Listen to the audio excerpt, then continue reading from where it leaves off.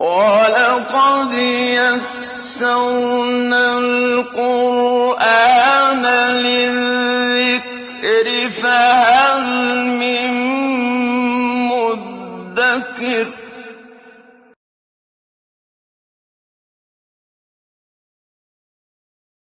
اعوذ باللہ من الشیطان الرجیم بسم اللہ الرحمن الرحیم یا ایہا الذین آمنوا لا یسخر قوم من قوم عسى ان یکونوا خیرا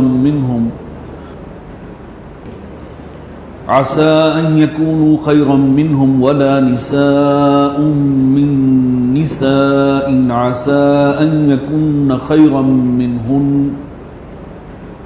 ولا تلمزوا انفسكم ولا تنابزوا بالالقاب بئس الاسم الفسوق بعد الايمان ومن لم يتب فاولئك هم الظالمون صدق الله العظيم رب اشرح لي صدري ويسر لي امري واحلل عقدة من لساني يفقهوا قولي اللهم الهمني رشدي واعذني من شرور نفسي آمین یا رب العالمین۔ سورہ حجرات کا ایک ہی رکوع ہم پڑھ پائے تھے، اس سورہ مبارکہ کے دو رکوع ہیں، دوسرا رکوع اب ہم پڑھیں گے انشاءاللہ۔ یا ایھا الذین آمنوا لا یسخر قوم من قوم، اہل ایمان نہ مذاق اڑائیں ایک قوم کے لوگ دوسری قوم کے لوگوں کا، عسیٰ ان یکونوا خیرا منہم، ہو سکتا ہے کہ وہ بہتر ہوں ان کے مقابلے میں۔ ابھی پچھلی آیت میں ہم نے پڑھا تھا کہ تمام مسلمان بھائی بھائی ہیں، انما المؤمنون اخوۃ، ان میں صلح صفائی رہنی چاہیے، یہ ایک وحدت ہو، ان کے اندر آپس میں محبت ہو، بھائی چارہ ہو، رحماء بینہم کی کیفیت ہو۔ یہ پوری مسلم برادری کے اندر یہ کیفیت مطلوب ہے۔ یہ سب کے سب ایک جماعت ہیں، حزب اللہ ہیں، ان کے لیے ایک مشن ہے آگے، انہوں نے کل روئے عرضی پر اللہ کے دین کو قائم اور غالب کرنا ہے۔ اگر آپس میں ہی اختلافات ہوں گے، پھٹے ہوئے ہوں گے دل، نفرتیں ہوں گی، کدورتیں ہوں گی، شکایتیں ہوں گی، تو پھر کیسے اس مشن کو آگے بڑھایا جا سکتا ہے؟ تو ایک اصولی بات آ گئی کہ بھائیوں جیسا تعلق ہونا چاہیے، صلح صفائی رہنی چاہیے، آپس کے تعلقات اچھے ہوں، رحماء بینہم پچھلی صورت میں پڑھ چکے ہیں، ایک دوسرے کے لیے انتہائی مہربان۔ یہ صورت پیدا کیسے ہوگی؟ یہ ماحول، اس کے لیے کچھ کرنا ہوگا، صرف خواہش سے نہیں ہو سکتا، محض دعاؤں سے نہیں ہوگا، بلکہ آپ کو ایک تدبیر بھی اختیار کرنی ہے۔ اس تدبیر کے حوالے سے یہ آیات بہت اہم ہے کہ اصل میں کہاں سے گڑبڑ ہوتی ہے، ایک دوسرے سے دل جو ہیں وہ دور ہوتے ہیں، کٹتے ہیں، پھٹتے ہیں، اس کے اصل اسباب کیا ہیں، ان کو وہاں روکا جائے۔ لہذا پہلی بات فرمائی لا یسخر قوم من قوم، کوئی ایک قوم ایک گروہ دوسرے کا مذاق نہ اڑائے، اور جان لو کہ یہ اس کا امکان ہے کہ جو مذاق اڑا رہے ہیں وہ ان کا مقام اللہ کی نگاہ میں کمتر ہو ان سے کہ جن کا مذاق اڑایا جا رہا ہے۔ مختلف قومیتوں کے لیے ہم آپ کو معلوم ہے کہ اچھے جذبات نہیں رکھتے، منفی جذبات رکھتے ہیں، اچھا وہ ہیں فلاں ہیں پنجابی تو وہ ایسے ہیں، مہاجر ہیں تو وہ ایسے ہیں، اور وہ پٹھان ہیں تو ان کے لیے تو خیر آپ لطیفے بناتے ہی رہتے ہیں، کچھ نہ کچھ مذاق کا جو ہے معاملہ، نشانہ مذاق وہ بنتے رہتے ہیں۔ یہ جو صورتحال ہے اس سے دلوں کے اندر بودھ پیدا ہوتا ہے، دوریاں پیدا ہوتی ہیں، پھر ایک وحدت نہیں ہو سکتے۔ لہٰذا کوئی گروہ دوسرے کا مذاق نہ اڑائے، کوئی شخص دوسرے شخص کا مذاق نہ اڑائے، کوئی گروہ دوسرے گروہ کا مذاق نہ اڑائے۔ اور یہ ذہن میں رکھو کہ جن کا مذاق اڑایا جا رہا ہے، جن کو سمجھ رہے ہو کہ جن کی تم توہین کر رہے ہو ایک درجے میں، ان کا خاص انداز سے ذکر کر کے، ہو سکتا ہے کہ اللہ کی نگاہ میں وہ تم سے بہتر ہو۔ وَلَا نِسَاءٌ مِّن نِّسَاءٍ عَسَىٰ أَن يَكُنَّ خَيْرًا مِّنْهُنَّ، اسی طرح عورتیں بھی دوسرے عورتوں کا مذاق نہ اڑائیں، ہو سکتا ہے کہ جن کا مذاق اڑایا جا رہا ہے وہ ان سے بہتر ہوں اللہ کی نگاہ میں کہ جو مذاق اڑانے والیاں۔ یہاں پر خاص طور پر خواتین کو الگ سے بھی یہ بات جو ہے وہ کہی گئی ہے، ورنہ عام طور پر جو مسلمان مردوں کے لیے احکامات ہوتے ہیں انہی میں رہنمائی ان کے لیے بھی ہوتی ہے، الگ سے بات نہیں کی جاتی ان سے، لیکن یہاں خاص طور پر اس کو الگ نمایاں کیا گیا ہے اس کی وجہ شاید یہ ہے کہ خواتین میں یہ معاملہ نسبتاً زیادہ ہے، انہیں اسپیشلی تاکید کی گئی ہے کہ اس میں ایک دوسرے کا مذاق ہرگز نہیں اڑانا چاہیے۔ وَلَا تَلْمِزُوا أَنفُسَكُمْ، ایک دوسرے کو پر عیب چینی نہ کرو، عیب نہ لگاؤ۔ وَلَا تَنَابَزُوا بِالْأَلْقَابِ، ایک دوسرے کے لیے القاب استعمال نہ کرو چڑھانے والے، کسی ایسے لفظ سے پکارنا کہ جو دوسرے کی چڑ ہے، اپنے کسی دوسرے مسلمان بھائی کو یا کسی اور طبقے کو مسلمانوں کے، یہ کبھی ایسا کام مت کرو۔ وَلَا تَنَابَزُوا بِالْأَلْقَابِ بِئْسَ الِاسْمُ الْفُسُوقُ بَعْدَ الْإِيمَانِ، ایمان کے بعد تو فسق کا نام بھی برا ہے، گناہ کا تصور جو ہے وہ ہونا ہی نہیں چاہیے، اس قسم کی بری حرکت اس کا کوئی امکان ہونا نہیں چاہیے۔ ایمان ایسی عظیم شے ہے، اتنی بڑی دولت ہے جو اللہ نے تمہیں دے رکھی ہے۔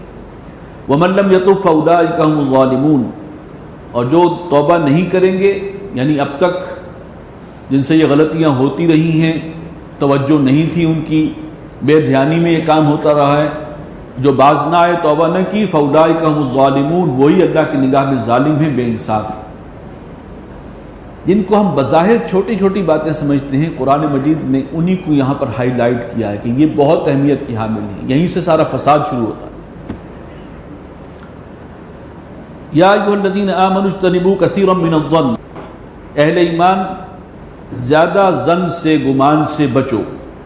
ان بعض الظن اثم، اس لیے کہ بہت سے ظن ایسے ہیں کہ جو گناہ کے درجے کے ہیں، یعنی کسی شخص کے بارے میں ایک بدگمانی ذہن میں پیدا ہو جانا، کسی شخص یا کسی قوم، کسی طبقے کے بارے میں، اور یہ ہمارا عام طور پر ہماری کمزوریوں میں سے کمزوری ہے کہ کسی دوسرے شخص کے ساتھ ہم جب بھی معاملہ کریں گے پہلے ہمارے ذہن میں اس کے حوالے سے کچھ بدگمانیاں، سوء ظن ہوتے ہیں، یہ پتہ نہیں وعدہ پورا کرے گا کہ نہیں، یہ اس طرح کا ہے، یہ بدگمانی، یہ فلاں شخص ملنے آیا ہے، آیا تو ہے، کہہ تو یہ رہا ہے، لیکن شاید اس کے پیچھے اس کی نیت کچھ اور ہے، ہم فوراً اپنے ذہن کو ادھر لے جاتے ہیں کہ کوئی منفی چیز جو ہے وہ اس کے بارے میں ہمیں مل جائے، بنیاد بن جائے۔ تو اس کی بجائے رویہ کیا ہونا چاہیے کہ ہر شخص کے ساتھ حسن ظن کی بنیاد پر معاملہ کرو، اور اگر وہ ثابت کر دے کہ نہیں وہ اس حسن ظن کا مستحق نہیں تھا، ظاہر بات ہے کہ سارے لوگ تو دیانتدار، امانت دار، شریف، وعدہ کرنے والے تو نہیں ہیں، پورے کرنے والے، لیکن کسی کے بارے میں بغیر کسی تجربے کے آپ ایک بری رائے قائم کر لیں، یہ اچھی بات نہیں ہے۔ اس سے بھی جس کے دل میں آپ کے دل میں جس کے خلاف ایک بری رائے بن گئی ہے، اس سے ایک فاصلہ بڑھتا چلا جائے گا، غیر محسوس طور پر، دل کو دل سے راہ ہوتی ہے، وہ دوسرا بھی آپ کے جسچر کو دیکھ کر سمجھ جاتا ہے کہ یہ میرے اس بارے میں کوئی اچھی رائے نہیں رکھتا، تو پھر کیا ہوگا؟ فاصلے بڑھیں گے، دلوں میں جو ہے وہ اور دوری پیدا ہوگی، پھٹیں گے دل۔ تو سوء ظن سے بچو، یہ سوء ظن بہت سی بیماریوں کی بنیاد ہے۔ ولا تجسسوا، اور خام خواہ تجسس بھی نہ کیا کرو۔ دیکھیے بات بظاہر چھوٹی ہے، لیکن یہ صورت وہ ہے کہ اس میں اجتماعی زندگی کے حوالے سے اہم ترین اصول بیان ہو رہے ہیں۔ تجسس نہ کیا کرو، کوئی دوسرے گھرانے میں کیا ہو رہا ہے، دو دوستوں کے درمیان کیا معاملات ہیں، اور جیسے بعض لوگ ہوتے ہیں ان کا مزاج ہوتا ہے کہیں پتہ لگے وہاں کوئی گھٹ پٹ ہے تو فوراً سنگن لینے کے لیے پہنچ گئے ہیں، اور وہ اب جو ہے وہ تجسس ہو رہا ہے، تجسس سے جو کچھ انہیں حاصل ہوگا، جو گیم کی معلومات حاصل ہوں گی، اب ان کو دوسروں سے شیئر کریں گے، اب یہ غیبت ہے۔ اور یقین ضروری نہیں ہے کہ آپ نے تجسس کے ذریعے جو انفارمیشن گیدر کی ہیں وہ مبنی بر حق بھی ہوں، ہو سکتا ہے آپ کی غلط فہمی میں کچھ آپ نے ایک نتیجہ اخذ کر لیا ہے۔ یہ بدگمانیاں بھی اس سے جنم لیتی ہیں، اور اس سے آگے پھر وہ انسان جو کچھ اس نے تجسس کے ذریعے کچھ معلومات حاصل کی ہیں منفی قسم کی کسی بھی گھر والوں کے حوالے سے، اب وہ چاہے گا دوسروں کو بھی شیئر کرے، ان کو بتائے۔ یہ سارا جو ہے اس سے پھر پورا معاشرہ جو ہے وہ ایک سڈاس بن جاتا ہے، ایک دوسرے پر اعتماد نہیں ہے، ایک دوسرے کے بارے میں حسن ظن نہیں ہے، سب کو سوء ظن کی نگاہ سے دیکھ رہے ہیں۔ یہ اسلامی معاشرت نہیں ہے، لہٰذا جڑ سے شروع کرو، ان چیزوں کو پکڑو گے تو پھر آگے معاملہ جو ہے وہ صحیح طریقے سے آگے بڑھ سکے گا۔ وَلَا يَغْتَبْ بَعْضُكُمْ بَعْضًا، اور دیکھو تم میں سے کوئی ایک دوسرے کی غیبت نہ کرے۔ یہ غیبت اللہ کی نگاہ میں کتنا ناپسندیدہ ہے یہ کام۔ أَيُحِبُّ أَحَدُكُمْ أَن يَأْكُلَ لَحْمَ أَخِيهِ مَيْتًا، کیا تم میں سے کوئی شخص یہ پسند کرے گا کہ اپنے مردہ بھائی کا گوشت کھائے؟ فَكَرِهْتُمُوهُ، اس سے تو تمہیں بڑی کراہت محسوس ہوئی ہے، یہ مثال سن کے ہی جو ہے تمہاری طبیعت منغص ہو گئی ہے۔ وَاتَّقُوا اللَّهَ، اللہ کا تقوی اختیار کرو۔ ان اللہ تواب الرحیم، بے شک اللہ تعالیٰ توبہ کا قبول فرمانے والا ہے، رحم فرمانے والا۔ یہ غیبت کا مسئلہ جو ہے بدقسمتی ایسی ہے کہ ہم 10 دفعہ بھی اس کو پڑھ لیں، 100 دفعہ بھی، ہم اس کو گناہ سمجھتے ہی نہیں ہیں۔ عملاً علمی طور پر سمجھتے ہوں گے۔ غیبت کیا ہے؟ کسی بھی شخص کی غیر موجودگی میں اس کی برائی کرنا، کوئی ایسی معلومات اس کے بارے میں آپ کسی سے شیئر کر رہے ہیں جو سامنے ہو تو آپ پسند نہیں کریں گے کہ میں اس کے سامنے بیان کروں، پیچھے سے آپ کر رہے ہیں، اور وہ آپ نے جو معلومات اس تک پہنچائی ہیں جو کسی دوسرے کو بتا رہے ہیں کسی کی غیبت کرتے ہوئے۔ غیبت یہ ہے کہ جو معلومات آپ تک پہنچی ہیں وہ 100% آپ نے وہی بات بیان کی ہے، آگے مرچ مسالہ نہیں لگایا ابھی، اپنی معلومات دوسرے سے شیئر کی ہیں، اس کی برائی، کسی بھی اس شخص کی برائی اس کی غیر موجودگی میں کسی اور سے کرنا غیبت ہے۔ اور میں نے پھر دوبارہ دہراؤں گا، چاہے آپ نے 100% صحیح کہا ہو، اس کو غیبت کہتے ہیں، اور اگر آپ نے جو بات کہی ہے جو اس کے بارے میں برائی بیان کی ہے وہ اس میں ہے ہی نہیں، تو یہ تو پھر الزام ہے، یہ تو تہمت ہے، یہ اور چیز ہے، اس سے اور بھی آگے۔ صرف وہی بات جو آپ کو معلوم ہے کسی شخص کے بارے میں، چونکہ وہ شخص موجود نہیں ہے، آپ نے اپنے انداز سے ایک بات معلوم کی ہے، آپ سمجھتے ہیں کہ آپ کی معلومات صحیح ہیں، پورا امکان ہے کہ آپ کو کوئی غلط فہمی ہوئی ہو، کسی نے غلط بات پہنچائی ہو، آپ نے ایک واقعے کو دیکھا ہے اور اس سے ایک نتیجہ اخذ کیا ہے، وہ نتیجہ آپ نے صحیح اخذ نہ کیا ہو، وہ خود موجود نہیں ہے کہ اپنے آپ کو ڈیفینڈ کر سکے۔ لہٰذا اس کی مثال ایسے ہی ہے کہ مردہ بھائی پڑا ہوا ہے اور آپ اس کا جو ہے گوشت کہیں سے جو ہے نوچ نوچ کے کھا رہے ہیں، موجود ہی نہیں ہے وہ۔ تو یہ جو مثال دی گئی ہے، یہ مثال آپ اس کو دیکھیں تو اس کے اندر بڑی معنوی مناسبت ہے۔ وہ ڈیفینڈ کرنے پر، مردہ اپنی ڈیفینس پہ قادر ہی نہیں ہے، جہاں سے مرضی چاہو جو ہے اس کو جو ہے گوشت نوچ کے کھا لو۔ اسی طرح آپ ایک اپنے مسلمان بھائی کی برائی اس کی غیر موجودگی میں کرتے ہیں، یہ غیبت ہے اور اس درجے کا بڑا گناہ ہے۔ تو یہ تو ہم جب 100% ہمیں یقین بھی ہوتا ہے تب بھی ہم اگر کریں گے وہ بات اس کی کسی دوست کی، بھائی کی غیر موجودگی میں، وہ غیبت ہی ہے اور اسی تعریف میں آئے گی۔ أَيُحِبُّ أَحَدُكُمْ أَن يَأْكُلَ لَحْمَ أَخِيهِ مَيْتًا فَكَرِهْتُمُوهُ، کیا تم میں سے کوئی چاہے گا کہ اپنے بھائی کا، مردار کا جو ہے گوشت کھائے؟ فَكَرِهْتُمُوهُ، اس سے تو تمہیں بڑی گھن آئی ہے۔ وَاتَّقُوا اللَّهَ، اللہ کا تقوی اختیار کرو، ڈرو اس سے۔ ان اللہ تواب الرحیم، بے شک وہ توبہ کا قبول فرمانے والا مہربان ہے۔ یا ایھا الناس انا خلقناکم من ذکر و انثی، اہل ایمان بلکہ اے لوگوں، پوری نوع انسانی سے خطاب ہے، ہم نے تمہیں پیدا کیا ہے ایک مرد اور ایک عورت سے، آدم اور حوا علیہ السلام، وجعلناکم شعوبا وقبائل لتعارفوا، اور تمہیں کنبوں اور قبیلوں میں تقسیم کیا تاکہ تم آپس میں ایک دوسرے سے متعارف ہو جاؤ۔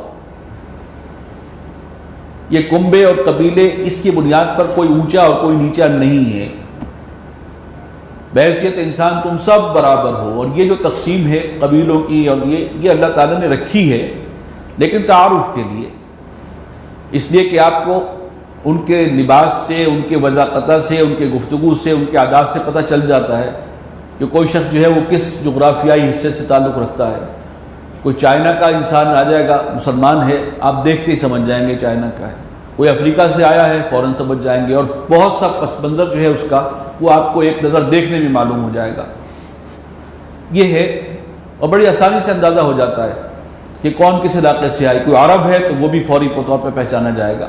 یہ صرف تعارف کا ذریعہ ہے، یہ نہیں ہے کہ فلاں برتر ہے اور فلاں کمتر ہے۔ ان اکرمکم عند اللہ اتقاکم، ہاں اللہ کے نزدیک تم میں سے سب سے زیادہ باعزت وہ ہے جو تم میں زیادہ متقی ہے، جس کے اندر تقوی زیادہ ہے، باقی ہر اعتبار سے تم برابر ہو۔ ان اللہ علیم خبیر، اللہ جاننے والا ہے، باخبر ہے۔ قالت الاعراب آمنا، یہ گوار بدو کہتے ہیں کہ ہم ایمان لے آئے۔ قل لم تؤمنوا، اے نبی ان سے کہہ دیجئے کہ تم ابھی ایمان نہیں لائے ولکن قولوا اسلمنا، بلکہ یوں کہو کہ ہم مسلمان ہو گئے ہیں۔ وَلَمَّا يَدْخُلِ الْإِيمَانُ فِي قُلُوبِكُمْ، اور ابھی ایمان تمہارے دلوں میں داخل نہیں ہوا۔ یہ ایک عجیب سی سچویشن ہے بظاہر۔ بدو کہہ رہے ہیں کہ ہم ایمان لے آئے، اللہ تعالیٰ فرما رہے ہیں کہ تم ایمان نہیں لائے، ہاں مسلمان ہو گئے ہو، وَلَكِنْ قُولُوا أَسْلَمْنَا، کہو کہ ہم مسلمان ہو گئے ہیں۔ اصل میں ایمان کا تعلق دلی یقین کے ساتھ ہے، ان حقائق پر کہ اللہ ہی کل کائنات کا واحد مالک ہے، خالق ہے، رب ہے، وہی بندگی کے لائق ہے، وہی مشکل کشا ہے، حاجت روا ہے۔ زبان سے اقرار کریں گے مسلمان تو ہو گئے، کلمہ طیبہ پڑھ لیا۔ ایمان تب نصیب ہوگا جب ان پر دلی یقین حاصل ہو جائے۔ اب یقین کا معاملہ بھی، وہ یقین کیسے حاصل ہوگا؟ آپ قرآن پڑھتے ہیں تو آپ خود محسوس کرتے ہوں گے کہ اندر کا یقین اس میں ایک اضافہ ہو رہا ہے، یہ ہر شخص فیل کرتا ہے۔ تو یقین تو بعد میں پیدا ہوگا، ابھی تو آ گئے ہیں، کسی قبیلے کا سردار ایمان لے آیا، فتح مکہ ہو گئی ہے، لوگ اب ان کو معلوم ہے کہ اب مسلمانوں کا غلبہ ہے، جوق در جوق اسلام میں داخل ہو رہے ہیں۔ ایک زمانہ یہ تھا کوئی شخص مسلمان ہو جاتا تھا تو اس کے لیے زندگی دو بھر ہو جاتی تھی، اتنا اس کو پرسیکیوٹ کیا جاتا تھا، تشدد ہو رہا ہے، رستے میں رکاوٹیں کھڑی کی جا رہی ہیں۔ اب اسلام غالب ہے، اب مسلمان ہونے میں زیادہ سہولت بھی ہے، غیر مسلم رہیں گے تو پھر یہاں اب رہنا زیادہ مشکل ہے اسلامی ریاست میں، لہٰذا آ رہے ہیں لوگ جوق در جوق، کلمہ پڑھ لیا، آ گئے۔ بہت حد تک ہمارا معاملہ بھی یہی ہے آج کے ہم مسلمان جو ہیں، ہم نے کوئی شعوری طور پر ایمان قبول نہیں کیا، کوئی اپنا مطالعہ، کوئی اپنی سوچ اور اپنی سٹڈی، اور اس کے بعد جو ہے کمپیریٹیو سٹڈی آف ریلیجنز کے بعد ہم نتیجے پر پہنچے ہوں کہ ہاں اسلام حق ہے اور اب ہم قبول کر رہے ہیں، ہمیں قرآن پڑھ لیا، یقین آ گیا، ہمیں تو موروثی طور پر مل گیا، مسلمان ہیں ہم۔ ایمان تو تب آئے گا جب دلی یقین تمہیں پیدا ہو جائے گا۔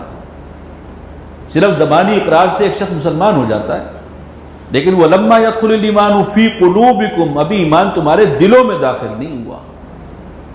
جب تک ایمان تمہاری زبان پر ہے یہ اسلام ہے، یہ قانونی طور پر تم مسلمان ہو گئے، جب دل میں اترے گا اب یہ ایمان بنے گا۔ تو لہٰذا اسی لیے مسلمانوں سے کہا گیا یا ایھا الذین آمنوا آمنوا باللہ ورسولہ، یہ سورہ نساء میں ہم پڑھ چکے، اے مسلمانوں جو اپنے آپ کو مسلمان کہتے ہو، اب حقیقی ایمان، دلی یقین والا ایمان جو ہے، اب وہ ایمان تمہیں حاصل کرنا ہوگا اللہ پر، اس کے رسول پر۔ تو ہمارا معاملہ بھی اس کے آس پاس کا ہی ہے، ہمیں مل گیا ہے اسلام اور ایمان، لیکن وہ دلی یقین جس کو اللہ عطا فرمائے۔ وَإِن تُطِيعُوا اللَّهَ وَرَسُولَهُ لَا يَلِدْكُم مِّنْ أَعْمَالِكُمْ شَيْئًا، ہاں اگر تم اللہ اور رسول کی اطاعت کرتے رہو، یعنی جو دین کے احکامات ہیں ان پر عمل کرتے رہو خلوص کے ساتھ، لا یلدکم من اعمالکم شیئا، وہ تمہارے اعمال میں سے کچھ بھی کم نہیں کرے گا، وہ تمہیں اجر دے گا۔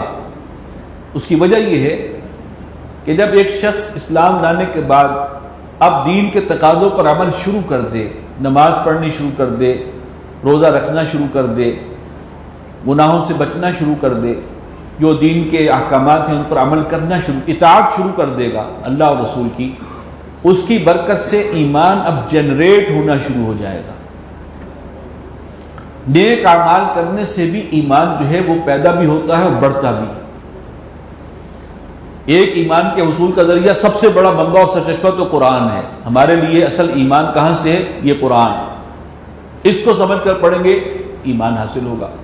ایک یہ ہے کہ کوئی شخص ٹھیک ہے مسلمان ہے، وہ شعوری طور پر ایمان ابھی نصیب نہیں ہوا خود، لیکن دین پر عمل کر رہا ہے، نماز روزہ ہے اور دین کے معاملات ہیں ان کے اندر چل رہا ہے، تو خلوص سے جب دین پر عمل کرنا کوئی شروع کر دے گا تو اللہ کی رحمت اور برکت سے ایمان بھی پیدا ہونا شروع ہو جائے گا، اور پھر اللہ تعالیٰ ان کے کسی عمل کو ضائع نہیں کرے گا۔ ان اللہ غفور الرحیم، اللہ بخشنے والا مہربان ہے۔ انما المؤمنون الذین آمنوا باللہ ورسولہ، اب اس تناظر میں سوال پیدا ہوتا ہے کہ اچھا سچا مومن کون ہے؟ مومن کی تعریف کیا ہے؟ اس کے لیے پیمانہ کیا ہے کہ ہاں یہ سچا مومن ہے؟ وہ اب آئیے، یہ قرآن مجید میں وہ مقام ہے کہ ایمان کی جامع ڈیفینیشن یہاں پر ہے۔ انما المؤمنون الذین آمنوا باللہ ورسولہ، مومن تو بس وہ ہیں کہ جو ایمان رکھیں، پختہ ایمان رکھیں اللہ پر اور اس کے رسول پر، ثم لم یرتابوا، پھر شک میں نہ پڑیں، یعنی وہ ایمان ان کے دلی یقین کی صورت اختیار کر چکا ہو، اس میں شک کے کانٹے چبھے نہ رہ جائیں، ایمان دلی یقین والا ہو، پہلی شرط یقین قلبی۔ دوسری شرط کیا ہے؟ وَجَاهِدُوا بِأَمْوَالِكُمْ وَأَنفُسِكُمْ وَجَاهِدُوا بِأَمْوَالِهِمْ وَأَنفُسِهِمْ فِي سَبِيلِ اللَّهِ، اور وہ جہاد کریں اپنے جانوں کے ساتھ، اپنے مال کے ساتھ اللہ کے راستے میں۔ عمل میں جہاد، سٹرگل، اللہ کے دین کے غلبے کے لیے، اللہ کے پیغام کو عام کرنے کے لیے، قرآن مجید کی تعلیم کو عام کیا جائے، یہ بھی جہاد ہے۔ ابتدائی جہاد مکی دور میں تو یہی ہو رہا تھا، وَجَاهِدْهُمْ بِهِ جِهَادًا كَبِيرًا، اللہ کے پیغام کو جو پہنچا رہے ہیں، اس مشن کو آگے بڑھا رہے ہیں جو محمد رسول اللہ صلی اللہ علیہ وسلم کا مشن تھا، پوری نوع انسانی تک اللہ کے دین کو پہنچانا، اور پہنچانے کے حوالے سے ایک تو یہ ہے کہ ان تک وربلی پہنچایا جائے، اس میں کوئی حصہ ادا کر رہا ہے، اور ایک یہ ہے کہ دین کو غالب کر کے ایک نمونہ پیش کر دیا جائے تاکہ لوگوں کو معلوم ہو اور اس کی برکات سامنے آئیں۔ یہ کام حضور صلی اللہ علیہ وسلم نے کیا۔ جو ان ایکٹیویٹیز میں ہے، جو اس جہاد میں ہے مصروف، یہ نشانی ہے کہ یہ واقعی مومن ہے۔ اولئک هم الصادقون، یہ ہیں سچے مومن اللہ کی نگاہ میں۔ قل اتعلمون اللہ بدینکم، اے نبی ان سے کہیے کہ کیا تم اللہ کو بتانا چاہتے ہو اپنی دینداری؟ یہ اس قسم کے جو نئے نئے مسلمان آئے تھے وہ کبھی کبھی حضور صلی اللہ علیہ وسلم کے سامنے آ کر بدو وغیرہ کچھ ایسا جسچر دیتے تھے، کچھ ایسا انداز اختیار کرتے تھے جیسے اسلام لا کر انہوں نے حضور صلی اللہ علیہ وسلم پہ کوئی احسان کر دیا۔ تو اس کا جواب حضور صلی اللہ علیہ وسلم خود تو نہیں دے سکتے تھے، آپ کی شرافت اور مروت تھی، تو اللہ تعالیٰ نے ان کو جو ہے ان پر گرفت کی ہے۔ قل اتعلمون اللہ بدینکم، کیا تم اللہ کو بتانا چاہتے ہو اپنی دینداری؟ واللہ یعلم ما فی السماوات وما فی الارض، اللہ جانتا ہے جو کچھ آسمانوں میں ہے اور جو زمین میں ہے۔ واللہ بکل شیء علیم، اور وہ ہر شے کا جاننے والا ہے۔ یمنون علیک ان اسلموا، یہ احسان جتاتے ہیں اے نبی آپ پر کہ یہ اسلام قبول کر چکے ہیں، اس کا احسان دھرتے ہیں آپ پر۔ قل لا تمنوا علی اسلامکم، فرما دیجئے کہ مجھ پر اپنے اسلام کا احسان مت دھرو، بل اللہ یمن علیکم ان ہداکم للایمان ان کنتم صادقین، بلکہ اللہ کا یہ احسان مانو کہ اس نے تمہیں ہدایت دی ہے، ایمان کی توفیق دی ہے، ایمان کا رستہ تمہیں دکھایا ہے۔ اگر تم واقعی سچے ہو تو اللہ تعالیٰ کا احسان مانو، اس کا شکر ادا کرو۔ ان اللہ یعلم غیب السماوات والارض، بے شک اللہ جانتا ہے آسمانوں اور زمین کی چھپی ہوئی باتوں کو، بھیدوں کو۔ واللہ بصیر بما تعملون، اور وہ دیکھتا ہے جو عمل بھی تم کرتے ہو۔ اس کے بعد پھر مکی صورتوں کا ایک اب سلسلہ شروع ہو رہا ہے، اور جو میں نے عرض کیا کہ اب یہ تقریباً اینڈ تک مکی ہی صورتیں ہیں، اکا دکا ان میں کوئی ایک صورت کوئی آئے گی کہ جو مدنی ہوگی، یہاں سے سورۃ الناس تک مکی صورتیں، اور یہ حصہ وہ ہے جو مکی دور میں بھی ابتدائی دور میں نازل ہوا۔ قرآن مجید نے ان صورتوں کو آخر میں رکھا ہے اکثر و بیشتر، جو مکی دور کے آغاز میں نازل ہوئی ہیں، تو یہ اب وہ صورتیں آ رہی ہیں۔ اس میں تذکیری پہلو ہے، قیامت کے حوالے سے بار بار جھنجھوڑا جا رہا ہے اس قوم کو، ایمان کی دعوت ہے۔ بسم اللہ الرحمن الرحیم، قاف والقرآن المجید، حروف مقطعات میں سے ایک حرف ہے یہاں پر شروع میں، قاف، اور یہی عنوان بن گیا اس سورہ مبارکہ کا۔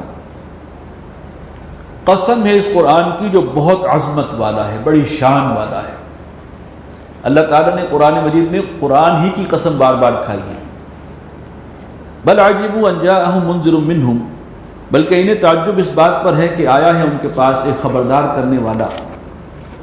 فقال الکافرون ھذا شیء عجیب، تو کافر کہنے لگے کہ یہ تو بڑی عجیب بات ہے، ہمارے جیسا انسان اور اس پر وحی آئے اور وہ اللہ کا نمائندہ بن کر آئے، یہ تو بڑی تعجب خیز بات ہے۔ اذا متنا وکنا ترابا، کیا جب ہم مر جائیں گے اور ہو جائیں گے بالکل مٹی، ذالک رجع بعید، پھر یہ لوٹایا جانا تو بہت دور کی بات معلوم ہوتی ہے کہ دوبارہ ہمیں زندہ کر دیا جائے گا۔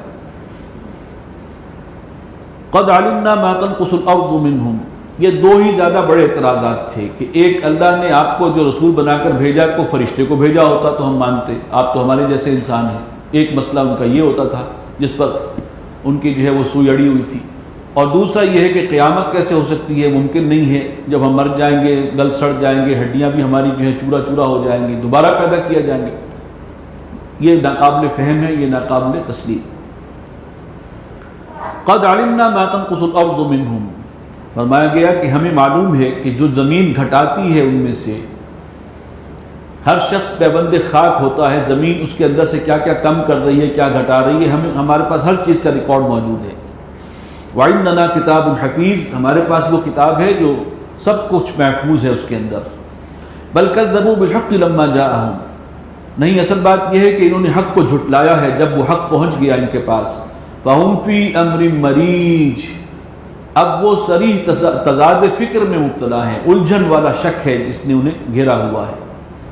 افلم ينظروا الى السماء فوقهم، کیا وہ دیکھتے نہیں آسمان کو اپنے اوپر، کیف بنیناها، یہ آسمان کو ہم نے کیسے بنایا ہے، کیسے تعمیر کیا ہے، وزیناها، اور جو ہم نے اس کو رونق بخشی ہے، رات کے وقت جو قمقمے اس کے اندر نظر آ رہے ہوتے ہیں، وما لها من فروج، اور اس پوری کائنات کے اندر کوئی رخنہ نہیں ہے، کوئی ایسی جگہ نہیں ہے تم نشان زد کر سکو کہ یہاں پر جو ہے یہ کمزوری ہے اور یہ رخنہ ہے۔ والارض مددناها، اور زمین کو ہم نے پھیلا دیا، والقینا فیہا رواسی، اور اس کے اندر گاڑ دی ہم نے بھاری بوجھ، یعنی لنگر کے طور پر ان کو پہاڑوں کو گاڑ دیا۔ وانبتنا فیہا من کل زوج بہیج، اور اگا دی ہیں ہم نے اس میں ہر قسم کی بارونق چیزیں، خوش منظر چیزیں، تبصرۃ، بصیرت کے لیے، سمجھانے کے لیے، یعنی یہ ساری چیزیں غور کرو گے تو اس میں تمہارے لیے عبرت کا اور بصیرت کا بہت کچھ سامان ہے۔ وَذِكْرَى لِكُلِّ عَبْدٍ مُنِيبٍ، اور یاد دہانی کے لیے ہر اس شخص کو کہ جو رجوع کرنے والا ہو، جو توجہ کرنے والا ہے اللہ کی طرف۔ وَنَزَّلْنَا مِنَ السَّمَاءِ مَاءً مُبَارَكًا، اور نازل کیا ہم نے بلندی سے، آسمان سے، پانی جو بہت برکت والا ہے۔ فَأَنبَتْنَا بِهِ جَنَّاتٍ وَحَبَّ الْحَصِيدِ، اسی پانی کے ذریعے ہم اگاتے ہیں جنات یعنی باغات بھی، اور وہ اناج جس کا کھیت کاٹا جاتا ہے، فصل کاٹی جاتی ہے۔ وَالنَّخْلَ بَاسِقَاتٍ لَهَا طَلْعٌ نَضِيدٌ، اور وہ کھجور کے بلند و بالا درخت جن کا خوشہ ہے تہ بر تہ۔ رِزْقًا لِلْعِبَادِ، یہ سب کچھ بندوں کے رزق کے طور پر ہے۔ وَأَحْيَيْنَا بِهِ بَلْدَةً مَيْتًا، اور ہم زندہ کر دیتے ہیں مردہ زمین کو۔ كَذَلِكَ الْخُرُوجُ، جیسے بارش برسنے سے مردہ زمین میں جان پیدا ہوتی ہے، اس کے اندر کے خزانے باہر نکل آتے ہیں سبزے کی شکل میں، اسی طرح اٹھا لیے جائیں گے، باہر نکال لیے جائیں گے، ایک دن نکل کھڑے ہوں گے اسی زمین سے۔ کذبت قبلہم قوم نوح واصحاب الرس وثمود، جھٹلایا ہے ان سے پہلے قوم نوح نے بھی، اور کنویں والے جو ہیں انہوں نے بھی، اور سمود نے۔ وعاد وفرعون واخوان لوط، اور قوم عاد نے اور آل فرعون نے اور لوط ان کے بھائیوں نے، علی نبینا علیہ الصلوۃ والسلام۔ واصحاب الایکۃ وقوم تبع، اور ایکا کے رہنے والوں نے یعنی قوم شعیب اور قوم تبع، یہ سبا کے رہنے والے، یہ سب جنہوں نے جھٹلایا تھا رسولوں کو۔ کل کذب الرسل، سب نے تکذیب کی رسولوں کی۔ فحق وعید، تو میری وعید یعنی میرا عذاب ان پر واقع ہو کر رہا۔ کیا ان چیزوں میں کوئی نشانی نہیں ہے اللہ کی، اس کی قدرت کی؟ یہ غور نہیں کرتے یہ ساری باتوں میں؟ افعینا بالخلق الاول، کیا ہم پہلی بار پیدا کرنے کے بعد تھک گئے ہیں، عاجز آ گئے ہیں؟ بل ہم فی لبس من خلق جدید، نہیں بلکہ یہ اثر نو پیدا کیے جانے کے معاملے میں ہی شک میں گرفتار ہیں۔ وَلَقَدْ خَلَقْنَا الْإِنسَانَ وَنَعْلَمُ مَا تُوَسْوِسُ بِهِ نَفْسُهُ، اور ہم نے پیدا کیا انسان کو اور ہم خوب جانتے ہیں کہ جو وسوسہ اندازی کرتا ہے اس کا نفس، یہ نفس کے جو ہے انسان کے اندر کیا کیا وسوسہ اندازی کرتا ہے ہم خوب معلوم ہے ہمیں۔ وَنَحْنُ أَقْرَبُ إِلَيْهِ مِنْ حَبْلِ الْوَرِيدِ، اور ہم تو اس کے انسان سے اس کی رگ جان شہ رگ سے بھی زیادہ نزدیک ہیں۔ یہ سورہ قاف جو ہے یہ تذکیر اور موعظت کے اعتبار سے بھی ایک بہت بڑا خزانہ ہے۔ نبی اکرم صلی اللہ علیہ وسلم جمعے کے خطبے میں عام طور پر سورہ قاف ہی کے ذریعے سے تذکیر اور موعظت فرمایا کرتے تھے، اس کا یہ مقام ہے۔ وَنَحْنُ أَقْرَبُ إِلَيْهِ مِنْ حَبْلِ الْوَرِيدِ، ہم انسان سے اس کی رگ جان سے شہرگ سے بھی زیادہ قریب ہیں۔ اذ یتلقى المتلقیان عن الیمین وعن الشمال قعید، جب اخذ کرتے ہیں، لیتے ہیں، لکھتے ہیں دو لینے والے، ایک دائیں بیٹھا ہے اور دوسرا بائیں بیٹھا ہوا ہے، جو کچھ ہے اس کا ڈیٹا جو ہے وہ اکٹھا کر رہے ہیں۔ دائیں اور بائیں وہ کرامن کاتبین، کرامن کاتبین کا لفظ آئے گا 30ویں پارے میں، یہاں انہی فرشتوں کا ذکر ہو رہا ہے۔ ما یلفظ من قول الا لدیہ رقیب عتید، نہیں بولتا کوئی شخص کوئی ایک لفظ مگر اس کے پاس ایک مستعد نگران موجود ہے، ایفیشینٹ ہے بہت، ایک زبان سے نکلا ہوا ایک حرف بھی ہوگا وہ بھی نوٹ کر لیا جائے۔ وجاءت سکرۃ الموت بالحق، اور آئی موت کی غشی حق کے ساتھ، وہ وقت تو ہر شخص پر آنا ہی آنا ہے، کتنوں پر آ چکا ہے آج تک، اور جو ہیں ان کی بھی باری آنی ہے۔ ذالک ما کنت منہ تحید، یہ وہ حقیقت ہے جس کو تم ٹالتے رہے ہو، موت کے تصور کو بھی ذہن سے جھٹکتے رہے ہو۔ کسی کا جنازہ پڑھنے جاتے ہو تو تمہیں ذہن میں آتا ہے کہ ایک دن تمہیں بھی اس جگہ ہونا ہے، لیکن جنازہ پڑھنے کے بعد کوشش کرتے ہو کہ یہ خیال ذہن سے نکل جائے، پھر دنیاوی مصروفیات ہیں، دلچسپیاں ہیں، وہ پرائرٹی بن جاتی ہے۔ وَنُفِخَ فِي الصُّورِ، پھونک دیا جائے گا سور میں، ذالک یوم الوعید، یہ ہے وعید کا، اللہ کی دھمکی کے ظہور کا دن۔ وجاءت کل نفس معها سائق وشہید، اور آئے گا ہر نفس اور اس کے ساتھ ہوگا ایک ہانکنے والا اور ایک شہید گواہ۔ میدان حشر میں جب آنکھ کھلے گی سب کی اور ایک جگہ اکٹھے ہونا ہے تو دو فرشتے ساتھ ہوں گے، اور ایک رائے یہ ہے کہ وہی جو کرامن کاتبین ہر شخص کے ساتھ دو فرشتے ہیں، وہی اس وقت بھی جو ہیں وہ اس وقت ہوں گے ساتھ، اور وہ ایک جو ہے اس کو ہانک رہا ہوگا میدان حشر کی طرف، دھکیل رہا ہوگا، سائق عربی زبان میں ڈرائیور کو کہتے ہیں، پش کر رہا ہے اسے۔ دوسرا جو ہے وہ گواہ ہے، یعنی اعمال نامہ دوسرے نے سنبھالا ہوا ہے، اس کا جو کچھ ہے وہ اس کے اندر موجود ہے۔ لقد كنت في غفلة من هذا، یقیناً تو آج کے دن سے غافل ہی تھا اس سے پہلے۔ فکشفنا عنك غطاءك، تو ہم نے تمہاری آنکھوں پر سے پردے جو ہیں وہ ہٹا دیے ہیں، کھول دیے ہیں۔ فبصرك اليوم حدید، آج تمہاری نگاہ فولادی ہو گئی ہے، لوہے کی فولادی نگاہ ہے، اب سارے حقائق تمہیں نظر آ رہے ہیں سامنے، پہلے پردے پڑے ہوئے تھے۔ وقال قرینہ ھذا ما لدی عتید، اور کہے گا اس کا ساتھی فرشتہ کہ یہ ہے جو میرے پاس تھا، یہ حاضر ہے، وہ پہنچا دے گا میدان حشر میں کہ یہ آ گیا وہ جس کو یہاں بلایا گیا تھا۔ القیا فی جہنم کل کفار عنید، حکم ہوگا کہ تم دونوں، وہ دو ساتھ ہیں ان میں سے ایک کہے گا کہ سنبھالیں یہ پہنچ گیا ہے جو میری تحویل میں تھا، حکم ہوگا کہ دونوں ڈال دو اس کو جہنم میں۔ کل کفار عنید، ہر اس شخص کو کہ جو ناشکرا ہے اور اللہ کا مخالف ہے، دشمن ہے۔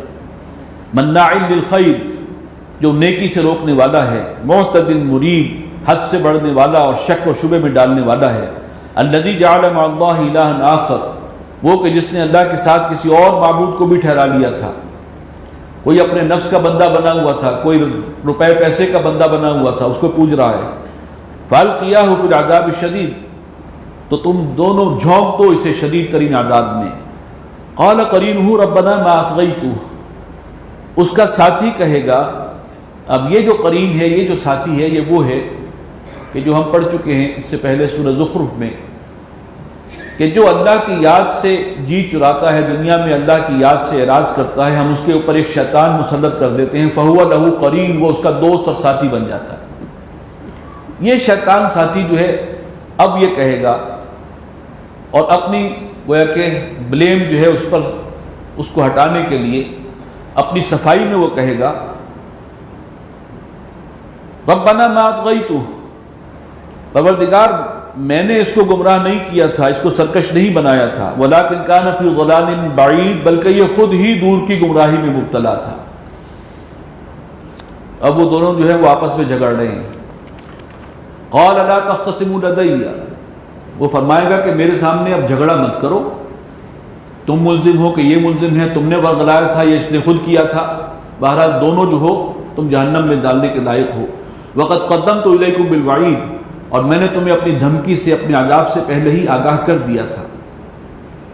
ما یبدل القول لدی، میرے دربار میں میرے حضور کوئی بات بدلی نہیں جا سکتی. وما انا بظلام للعبید، اور میں ہرگز اپنے بندوں پر ظلم کرنے والا نہیں. یوم نقول لجہنم هل امتلأت، جس دن ہم پوچھیں گے جہنم سے کہ کیا تو بھر گئی، پیٹ بھر گیا تیرا. وتقول هل من مزید، وہ کہے گی کچھ اور بھی ہے، یعنی وہ حل من مزید، اور کی طالب ہے کہ اور بھی ہے تو لے آؤ.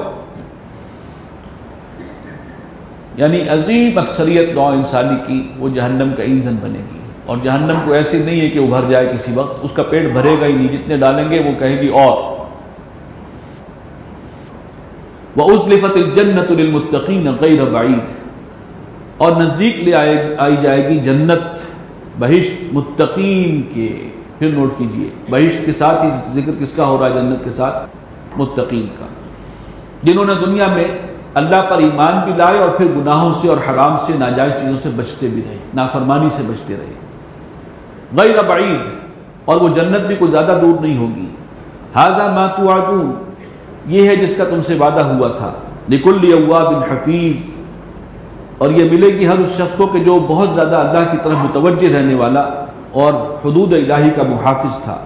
من خشی الرحمن بالغیب، جو رحمان سے ڈرتا رہا غیب میں رہتے ہوئے.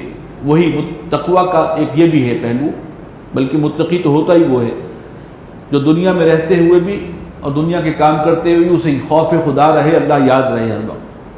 من خشی الرحمن بالغیب وجاء بقلب منیب، اور وہ حاضر ہوا ہے ایک متوجہ رہنے والے دل کے ساتھ. ادخلوها بسلام، داخل ہو جاؤ اس میں سلامتی کے ساتھ. ذالک یوم الخلود، اب یہ دن ہمیشگی کا دن ہے.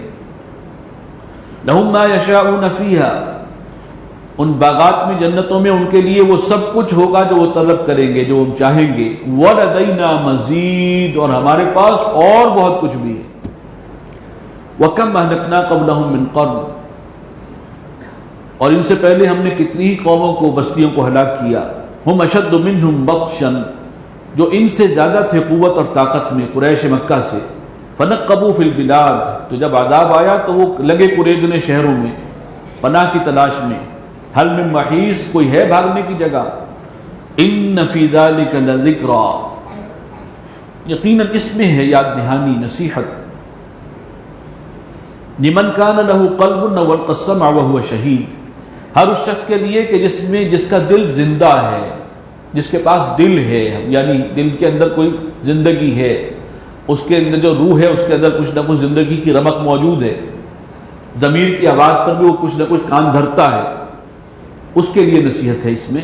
او القى السمع وهو شہید، یا پھر وہ شخص کے جو کان لگائے اور بڑی حاضری کے ساتھ، دل کی حاضری کے ساتھ سنے، تو وہ بھی اس نصیحت سے فائدہ اٹھائے گا. ایک وہ ہے جس کے اندر پہلے ہی خدا خوفی ہے، کچھ نہ کچھ ضمیر کی آواز پر وہ معاملات جو ہے وہ کرتا بھی ہے، گناہوں سے بچ رہا ہے، اچھے کام کر رہا ہے، ضمیر کی آواز کے مطابق زندگی گزار رہا ہے، وہ اس سے فائدہ اٹھائے گا. یا وہ کہ جو توجہ سے اس کو سنے اور پورے ہی دل کی آمادگی کے ساتھ جو ہے اس کو سمجھنے کی کوشش کرے گا، تو قرآن اس کو ہدایت دے دے گا. وَلَقَدْ خَلَقْنَا السَّمَاوَاتِ وَالْأَرْضَ وَمَا بَيْنَهُمَا فِي سِتَّةِ أَيَّامٍ، اور ہم نے پیدا کیا آسمانوں اور زمین کو اور جو کچھ ان کے بیچ میں ہے سب کو 6 دنوں میں. وَمَا مَسَّنَا مِن لُغُوبٍ، اور ہم پر کوئی تھکاوٹ یا تکان لاحق نہیں ہوئی، طاری نہیں ہوئی، تھک نہیں گئے ہم یہ کام کر کے 6 دنوں کی محنت کے بعد. قرآن مجید نے یہ وضاحت یہاں جو کی ہے تو اس کا ایک سبب یہ بھی سمجھ میں آتا ہے کہ انجیل میں یا تورات میں یہ بات لکھی ہوئی ہے کہ 6 دنوں میں اللہ نے آسمان بنایا، 7ویں دن آرام کیا. تو وہ ہالیڈے کا کانسیپٹ جو ہے نا ان کا 7ویں دن، ایک ہفتے میں 6 دن کام کرو. اب تو خیر اب اور اس سے آگے نکل گئے، شاید کوئی 2 دن آرام کرنے والے بھی ہوں گے، تصور رکھنے والے. تو لہٰذا وہ تصور یہاں پر وہ آ گیا کہ 6 دن کام اور 1 دن آرام. فرمایا کہ تمہارا مسئلہ ہوگا یہ، اللہ تعالیٰ پر تھکاوٹ لاحق نہیں ہوتی، اسے کوئی فرق واقع نہیں ہوتا. فاصبر علی ما یقولون، تو اے نبی آپ صبر سے کام لیجئے، استقامت دکھائیے ان باتوں پر جو یہ کہتے ہیں. وسبح بحمد ربک، اور اپنے رب کی تسبیح کیجئے اس کی حمد کے ساتھ. قبل طلوع الشمس و قبل الغروب، طلوع شمس سے پہلے بھی اور غروب سے پہلے بھی. طلوع شمس سے پہلے وہ وقت ہے جو فجر کا ہے، اور غروب سے پہلے وقت جو ہے وہ عصر کا ہے. یہ دو اوقات خاص طور پر یہاں پر ان کا ذکر ہے.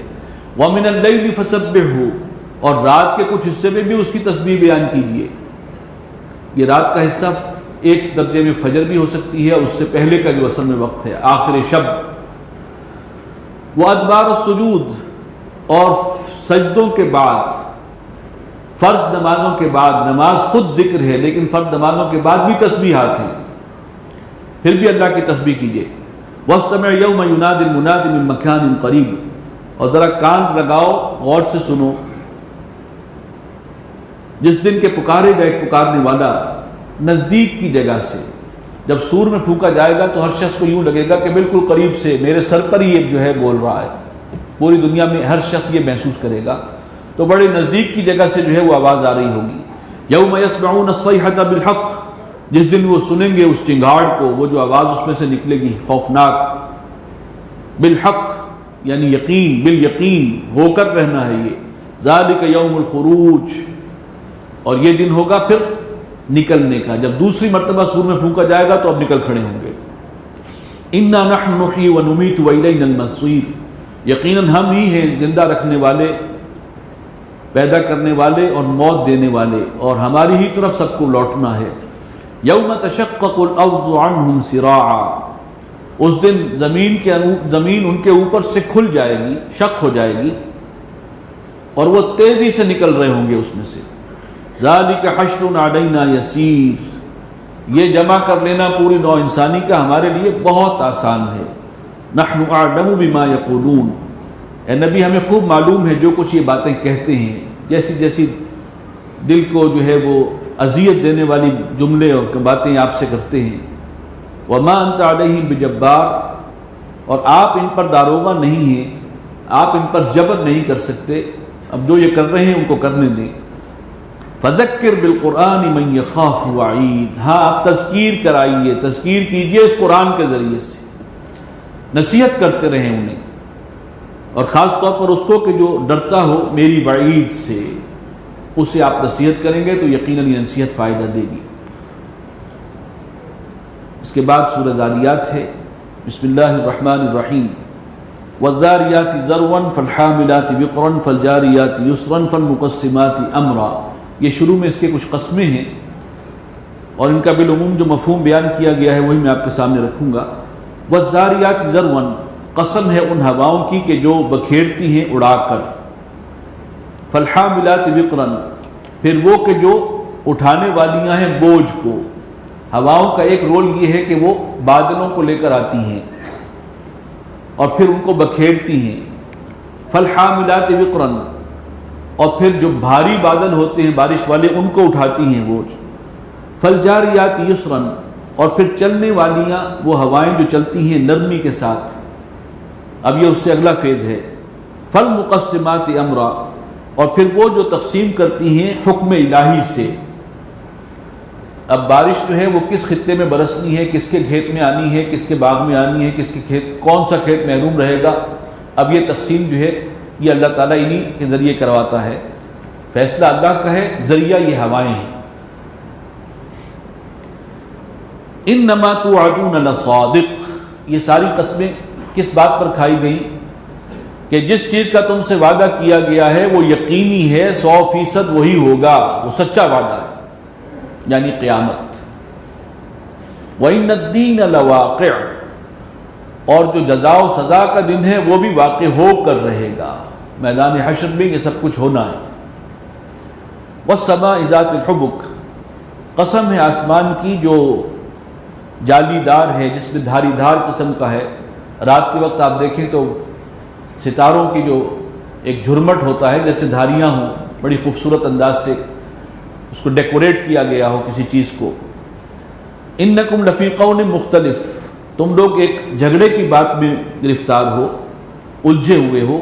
یؤفک عنہ من افک، اس سے تو وہی گرو گردانی کرتے ہیں جن کی عقل الٹ دی گئی ہو، یعنی اصل بات وہی قیامت کے بارے میں ہو رہی ہے. قتل الخراسون، ہلاک ہو جائیں قیاس کرنے والے، گمان کرنے والے، جو کہتے ہیں ہمارے خیال میں تو قیامت نہیں آئے گی، ہو ہی نہیں سکتا۔ الذین هم فی غمرۃ ساہون، وہ جو غفلت میں پڑے ہوئے ہیں اور بے خبر ہیں۔ یسألون ایان یوم الدین، پوچھتے ہیں کہ کب آئے گا وہ دن انصاف کا، وہ جزا و سزا کا دن۔ یعنی پوچھنا جو ہے وہ اس لیے نہیں کہ انہیں کوئی دلچسپی ہے اس سوال سے، بلکہ ایسے ہی ٹالنے کے لیے، اچھا جی وہ آنا کب ہے پھر وہ؟ یوم ہم علی النار یفتنون، تو جواب بھی اسی ٹون میں دیا گیا، وہ جس دن وہ آگ پر سیخ کی طرح جو ہے وہ سیکے جائیں گے، تپائے جائیں گے، وہ ہوگا قیامت کا دن۔ یعنی بہت شوق ہے جاننے کا کہ قیامت کب آئے گی، تو وہ سن لیں پھر۔ ذوقوا فتنتکم، اپنی جو فتنہ ہے تمہاری فتنہ انگیزی اور شر انگیزی، اس کا مزہ چکھو۔ ھذا الذی کنتم بہ تستعجلون، یہ ہے وہ چیز جس کی تم جلدی مچایا کرتے تھے۔ ان المتقین فی جنات وعیون، متقین ہوں گے باغات میں اور چشموں میں۔ پھر نوٹ کیجئے متقین، آخذین ما آتاہم ربہم، وہ وصول کر رہے ہوں گے جو بھی اللہ، ان کا رب ان کو دے رہا ہوگا، اور جو کچھ دے رہا ہے وہ بہت اونچی شے ہے۔ انہم کانوا قبل ذلک محسنین، یہ لوگ پہلے یعنی دنیا میں نیکی کرنے والے تھے، یہ حسن عمل کا مظاہرہ کرنے والے تھے۔ کانوا قلیلا من اللیل ما یہجعون، یہ وہ لوگ ہیں کہ جو رات کو کم ہی سویا کرتے تھے، یعنی رات کا بڑا حصہ، ایک قابل ذکر حصہ اللہ کے آگے سر بسجود ہیں، کھڑے ہیں، اللہ کا کلام پڑھ رہے ہیں، سن رہے ہیں۔ وبالاسحار هم یستغفرون، اور بوقت سحر استغفار کرنے والے تھے، گناہوں کی معافی مانگنے والے تھے۔ وفی اموالہم حق للسائل والمحروم، اور ان کے مالوں میں جو بھی اللہ نے انہیں مال و دولت دی تھی اس میں ایک معین حصہ تھا مانگنے والوں کے لیے اور محروم طبقات کے لیے، یعنی وہ ان کے لیے بھی اپنا مال خرچ کرتے تھے۔ وفی الارض آیات للموقنین، یہ تو تھے اوصاف ان کے کہ جو جنت میں ہوں گے، جن متقین کا تذکرہ ہو رہا ہے۔ وفی الارض آیات للموقنین، اور زمین میں نشانیاں ہیں یقین کرنے والوں کے لیے، ذرا آنکھیں کھول کر دیکھو تو صحیح۔ وفی انفسکم، اور خود تمہارے اندر، افلا تبصرون، تو کیا تم دیکھتے نہیں، تمہیں سوچتا کچھ نہیں؟ تمہارے اندر بھی بہت بڑی نشانی موجود ہے، تمہارے اندر ایک ضمیر موجود ہے، وہ کیا ہے؟ تمہارے اندر فطرت کا ایک نور موجود ہے۔ چنانچہ وہی بات ہے جو اقبال نے کہی کہ اپنے من میں ڈوب کر پا جا سراغ زندگی، سراغ زندگی جو ہے پانا ہے تو اپنے من میں ڈوب جاؤ، اندر بھی بہت کچھ تمہیں مل جائے گا۔ وفی السماء رزقکم وما توعدون، اور آسمان میں تمہارا رزق بھی ہے اور وہ بھی جس کا تم سے وعدہ ہوا ہے۔ فورب السماء والارض، تو قسم ہے آسمان اور زمین کے مالک کی، رب کی، انہ لحق، یہ قیامت کا آنا اتنا ہی یقینی ہے، مثل ما انکم تنطقون، جیسے تم گفتگو کر رہے ہو، اتنا ہی اللہ پر آسان بھی ہے۔ هل اتاک حدیث ضیف ابراہیم المکرمین، کیا پہنچی ہے تمہیں وہ بات، وہ قصہ ابراہیم کے معزز مہمانوں کا؟ اذ دخلوا علیہ فقالوا سلاما، جب وہ داخل ہوئے تھے ان کے پاس، پہنچے تھے ان کے گھر، اور کہا انہوں نے آ کر سلام۔ قال سلام، جواباً حضرت ابراہیم نے بھی سلام کہا اپنے مہمانوں کو۔ قوم منکرون، لیکن دل میں سوچا کہ یہ کچھ اجنبی سے لوگ ہیں، معلوم نہیں کون ہیں۔ وہ فرشتے جو آئے تھے انسانوں کے بھیس میں تھے، یہ واقعہ تفصیل سے پہلے آ چکا ہے، اس کی طرف اشارہ ہے۔ فراغ الی اہلہ، تو وہ لپکے اپنے گھر کی طرف۔ فجاء بعجل سمین، اور لے آئے ایک بچڑا گھی میں تلا ہوا، روسٹ کیا ہوا۔ یہ ان کی مہمان نوازی تھی اور ان کی ایفیشنسی بھی ہے، مہمانوں کے لیے فوراً بچڑا جو ہے وہ روسٹ کر کے لے آئے۔ فقربہ الیہم، اور وہ انہوں نے قریب کیا مہمانوں کے، پیش کیا۔ قال الا تاکلون، دیکھا کہ کھا نہیں رہے، پوچھا کھاتے کیوں نہیں ہو؟ فاوجس منہم خیفہ، ابراہیم علیہ السلام نے ان سے ایک گھبراہٹ اور خوف محسوس کیا، اور وہ خوف کا اصل سبب یہ تھا کہ اس زمانے میں اگر کوئی شخص بری نیت سے آتا تھا کسی شخص کا کو ڈاکہ ڈالنے کے لیے یا کوئی قتل کرنے کے لیے یا کوئی بھی، تو پھر وہ اس گھر کا نمک نہیں کھاتا تھا، کم سے کم اتنی شرافت اور مروت جو ہے اس زمانے میں تھی۔ لہٰذا یہ ہاتھ نہیں اٹھا رہے تو اللہ خیر کرے، پتہ نہیں کس نیت سے آئے ہیں، ارادے کیا ہیں ان کے۔ قالوا لا تخف وبشروه بغلام علیم، وہ کہنے لگے کہ ڈرو نہیں، اور خوشخبری دی انہوں نے ایک ایسے لڑکے کی جو صاحب علم ہوگا، سمجھدار ہوگا، یعنی حضرت اسحاق کی۔ فاقبلت امرأته في صرة، تو ان کی بیوی حیران ہو کر آگے بڑھی اور یہ بولتی ہوئی، فسکت وجہہا، اور اپنا ماتھا پیٹ لیا اس نے۔ حضرت سارہ، یہ حضرت ابراہیم کی جو دوسری بیوی ہیں، انہی سے حضرت اسحاق تولد ہوئے ہیں، تو وہ چونکہ بانجھ تھی صدا کی، حضرت ابراہیم 100 سال کی عمر کے ہو چکے تھے، یہ بھی ان کے آس پاس تھیں اور صدا کی بانجھ تھی، انہوں نے اپنا ماتھا پیٹ لیا اور کہا وقالت عجوز عقیم، کہ بڑھیا اور وہ بانجھ اور وہ کوئی بچہ جنے گی۔ خوشی بھی ہو رہی ہے اس خوشخبری پر، لیکن ساتھ ہی تحیر بھی ہے، پریشانی بھی ہے، حیرت بھی ہے، اس کا اظہار ہے، ایک جیسے سپونٹینیس ایک ریئیکشن ہوتا ہے۔ قالوا کذالک، وہ کہنے لگے کہ ایسا ہی ہے، قال ربک، تیرے رب نے اسی طرح فرمایا ہے، انہ هو الحکیم العلیم، یقیناً وہ سب کچھ، وہ الحکیم ہے، حکمت والا ہے، العلیم ہے، ہر شے سے باخبر ہے۔ بارک اللہ لی ولکم فی القرآن العظیم ونفعنی وإیاکم بالآیات والذکر الحکیم۔